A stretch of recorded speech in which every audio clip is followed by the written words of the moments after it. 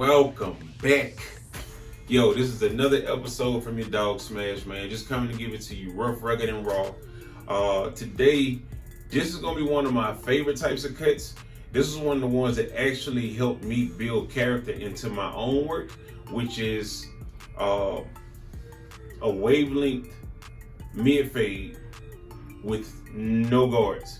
So to be able to show you how to build your cut will give your work so much more character. But tune in and check it out, man. Let me know what you think. Leave your comments in the comment section and like, subscribe, turn on your notifications. Stay tuned for more work. Smash the world. A person may want to know, why would I need to learn how to cut hair without guards when guards come with the clippers that I got? If you really want to add substance and add character to your work, add depth to your work, man, try to do it without a guard. Learn your heads through and through. Learn your clients through and through. Learn textures through and through. This will give you so much flavor, and you find out so much about yourself in the process of actually just building cuts from scratch. And trust me, if you really want to add character to your work, if you want to be known for your work, if you want your identity to pop through your work, learn how to build your cuts from scratch. Learn how to take it back to the basics and build up upon the things that you want to be great at, and watch how great you become at it just from the details of the work that you provide. So the first thing I'm going to do is I'm going to start creating zones. Each zone that I have is going to allow me to blend that zone into the next zone, which is going to give me the desired look that I'm looking for. So peep this out. You could jump into it with something like your bevel trimmers or whatever trimmers you may use to do a lower level fade on your cut.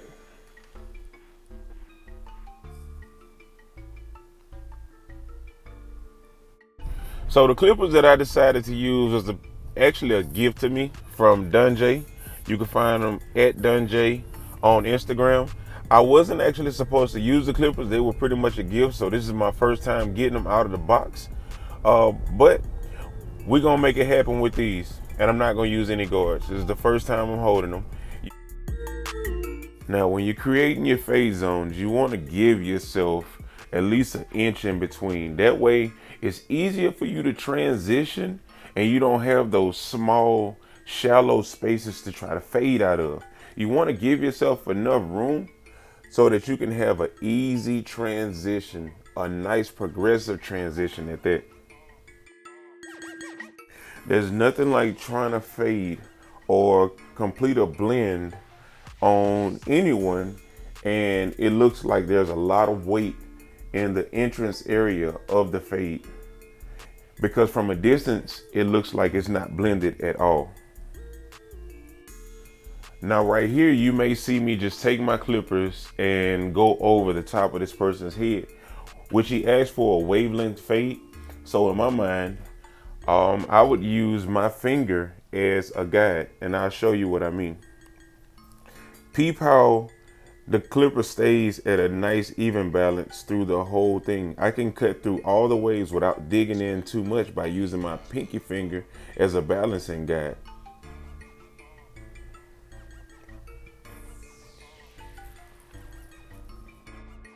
The reason why I use my pinky finger is once I find exactly how low I want the hair, I want to keep that same distance all the way around, and using my pinky will allow me to keep a nice steady hand, and it'll allow me to also not dig into shallow areas of the head, because you know we have dips in our heads, we got curves, we got knots, and using your finger, it allows your finger to be the first thing to touch the scalp, versus you freehanding and the face of your clippers be the first thing that touches your client's scalp. So it always has been a pretty good guide for me.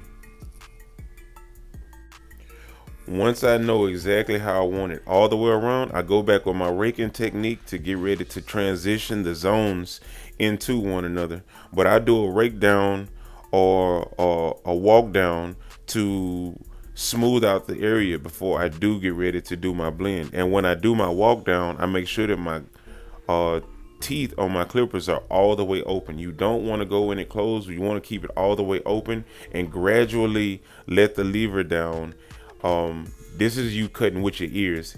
You see it with your eyes, but you're more so cutting with your ears because you have to hear. It's a certain sound that it makes when you know you're either cutting enough or you're not cutting enough at all. And I use my ears when I'm fading downwards. And it's the same thing when I get ready to flick up. When you flick up, you want to hold your clippers at a certain angle, more so like I would say close to a 90, but you want to tilt your clippers out enough to where you're raking through the hair, not cutting plugs out of the hair. So you want to make sure that you can rake the fade to kind of feather it. You don't want to press too hard. You don't want to go too hard because you'll dig and you make more of a mess than you had in the first place.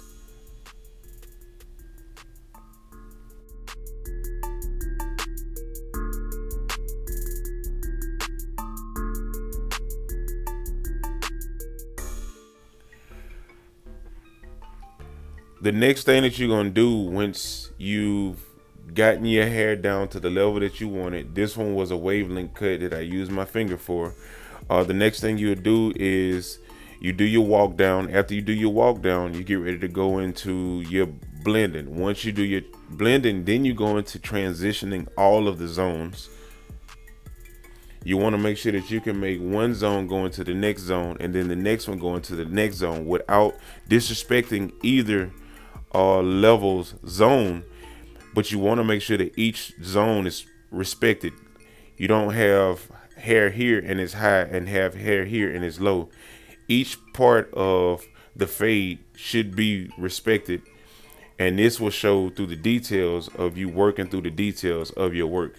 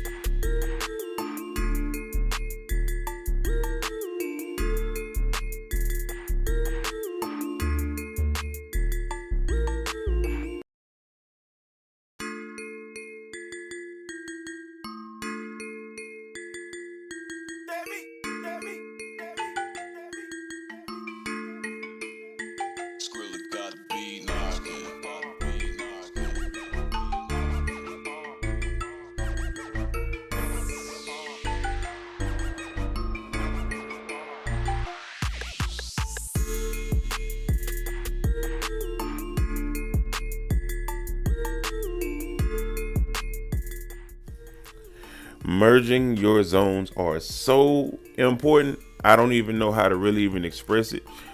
It's so many times I'll see a haircut and you can tell they started one way, but they couldn't close it out or they couldn't finish it. And you have to be able to merge every part of the haircut together for it to look like it's molded for that client's head.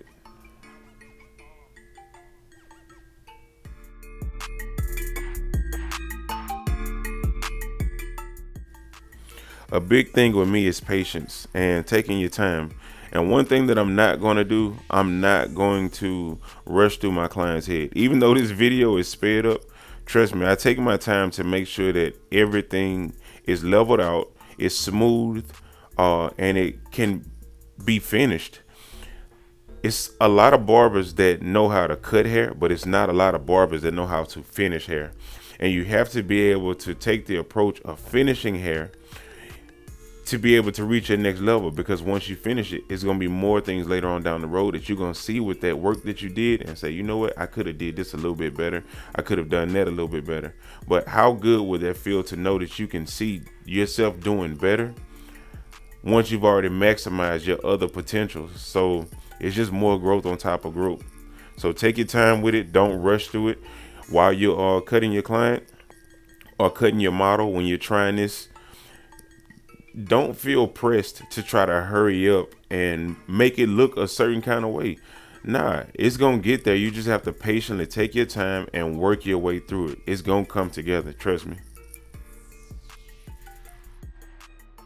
The molding phase is one of the most important parts, where they're all important. But really, when you molding the whole entire cut together, you're taking every aspect of it. The areas where the hair might be lower, the area where the hair might have waves, the area where the hair might stick up, the areas where the hair might have a different texture, and you're bringing them all together. You're making everything smooth as one. It's not just a fade. You're bringing the whole entire cut together. So it takes a lot of nitpicking, a lot of spot mopping to make sure that you can close out this deal. You have to bring this whole cut into form.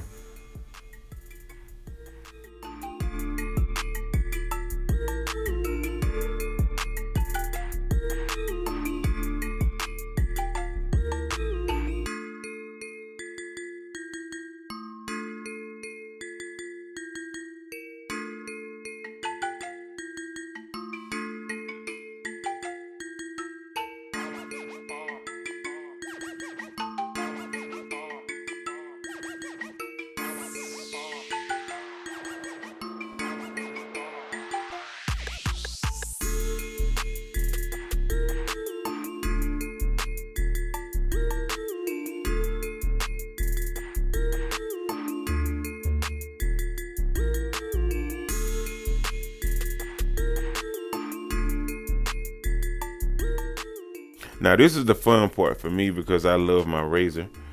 And if I'm gonna use anything, trust me, dog, I'm going with that Smash Design and Shave Gel, and it only take a little bit. I just put it on the back of my hand and massage it into my client's scalp to make sure that I can give them the best. The next thing possible. I do is approach the shave gel and the hairline with that Smash Shave blade. I'm telling you, it's none other like it. And to complement that razor, I'm gonna go with those Dorco Primes every time.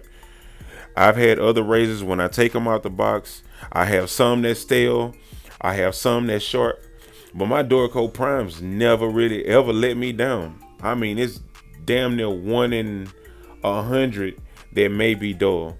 But to get a pack of razors and every one of them is sharp, you don't even know how that make my day go. One of the bigger things for me, and it's very important to me, is detailing. I will go over a section multiple times just to make sure that the closeout is perfect. Like, I am very, very, very anal about my work. I guess you can call it like OCD about my work, but I'm very anal about just taking it serious. I love my craft so much. I love cutting so much. I love making people feel good so much that each part is extremely important to me. And it's really no way that I can even explain it any better than that. You'd have to look at my work to know what kind of person I am or what the type of barber that I am. But I just love doing what I do, and I love perfecting my craft.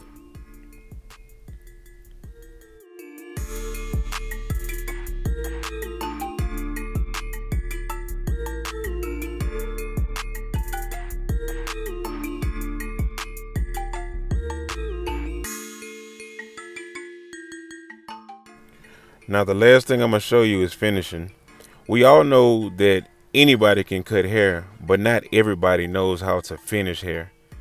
Once you can finish hair, you can seal the deal, and that customer who was a customer is no longer a customer. He then becomes your client.